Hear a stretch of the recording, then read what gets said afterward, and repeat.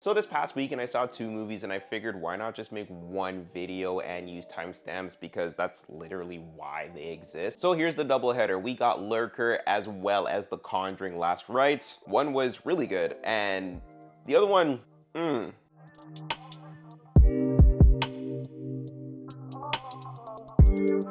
So The Conjuring Last Rites is expected to be the last Conjuring film, but not the last film of the Conjuring universe because apparently this is only phase one, whatever the hell that means. And honestly, I have to say that I'm glad that this is the last Conjuring film because after two, I don't know what the studio has been thinking. The Conjuring Last Rites is the case that ended the Warrens' career, the case that changed their lives forever. And we did not see the case that changed their lives forever. In fact, what we did see was a family drama with the Warrens having this overprotectiveness of their daughter. But this film explained in the beginning as to why, which is also tied to the case. So yeah, we have a bit of a time jump full circle moment there. But is that what we really signed up for? I mean, did we really pay the money to go watch The Conjuring and expect to watch a documentary or a biopic about the Warrens? Or did we go in expecting to see the Smirl case, which is one of the most terrifying cases in American history? I wanted the latter, but they gave us the former.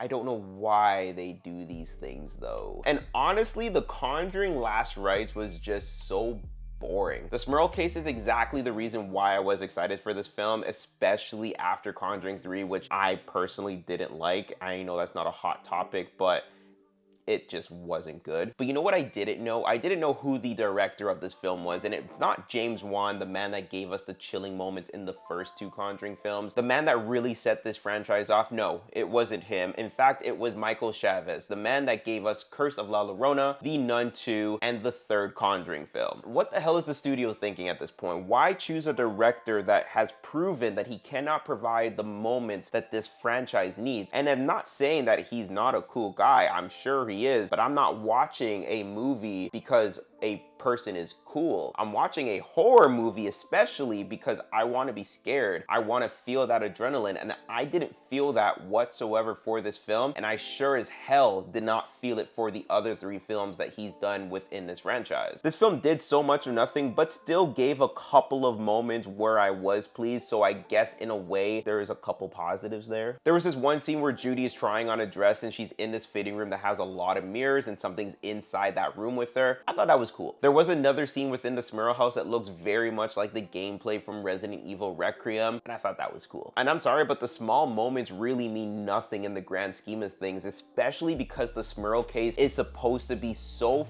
freaking scary that even what they would show within a 2-hour and 15-minute movie would not have been able to cover everything that this family went through. Literally, from the children, the parents, and the grandparents all went through very similar and very different experiences, and they showed nothing. They hinted at some of it. There was literally a moment where the family was talking and they were like, oh, you don't believe us, da da da da da, and one of the girls was like, you don't know what the spirit did to me. If you've read the case, and yeah, you know what the spirit did to her, but they really could have dove into so much, but they dove into so little. I felt like this particular movie, they did not take any risk. It was just very flat, very monotone. To be perfectly honest, if they stayed true to the Smurl case, I really do think that The Conjuring Last Rites would have been one of, if not the top horror film of this year. Unfortunately, we got so much of the Warrens and so little of the Smurls, and it was like the studio was like, hey, we've done a haunted house movie before, let's mix it up. No, don't mix it up. Overall, there's so much I did not like about this film and so little that I did like about this film.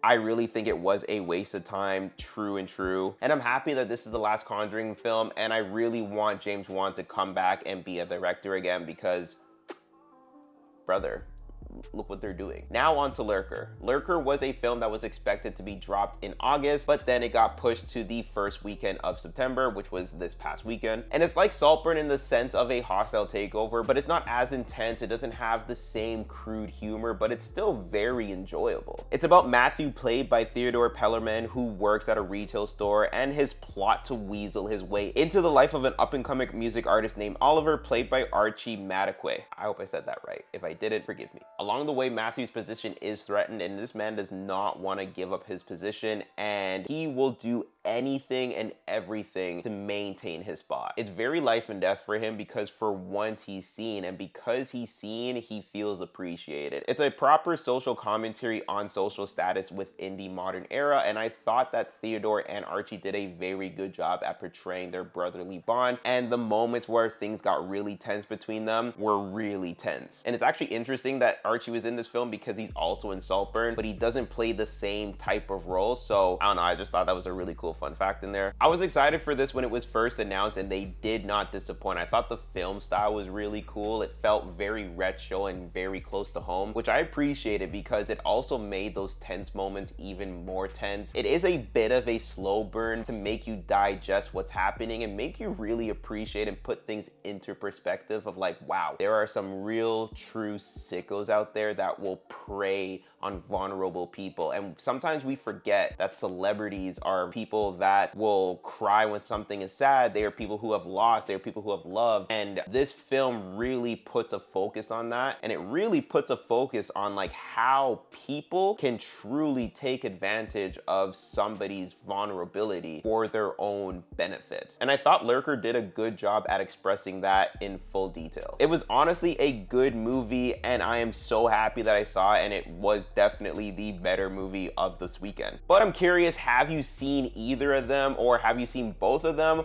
What are your thoughts on them? And yeah, let's get the conversations going, people. And if you are also looking for recommendations and reviews for movies, I can be that for you. So hit that subscribe button, and yeah, that's about it.